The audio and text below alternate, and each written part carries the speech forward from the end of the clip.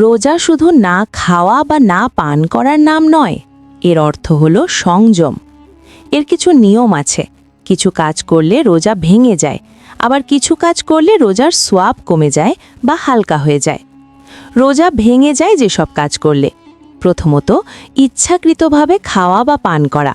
সেহরির পর ভুলে নয়, জেনে বুঝে কিছু খেলে বা পানি পান করলে রোজা ভেঙে যাবে। দ্বিতীয়ত, ইচ্ছাকৃতভাবে বমি করা। নিজে থেকে আঙুল দিয়ে বা কোনোভাবে ইচ্ছাকৃত বমি করলে রোজা ভেঙে যাবে। তৃতীয়ত, ধূমপান বা নেশা জাতীয় কিছু গ্রহণ। সিগারেট, ভেপ, গাঁজা ইত্যাদি গ্রহণ করলে রোজা ভেঙে যায়। চতুর্থত, পুষ্টিকর ইনজেকশন বা স্যালাইন নেওয়া, যা শরীরে শক্তি যোগায়। যে ইনজেকশন শরীরে খাবারের বিকল্প হিসেবে কাজ করে, তা নিলে রোজা ভেঙে যেতে পারে। রোজা হালকা হয়ে যায় যেসব কাজে: মিথ্যা কথা বলা, গীবত বা পরনিন্দা করা, গালি দেওয়া, ঝগড়া বিবাদ করা, অশ্লীল কথা বা কাজ করা।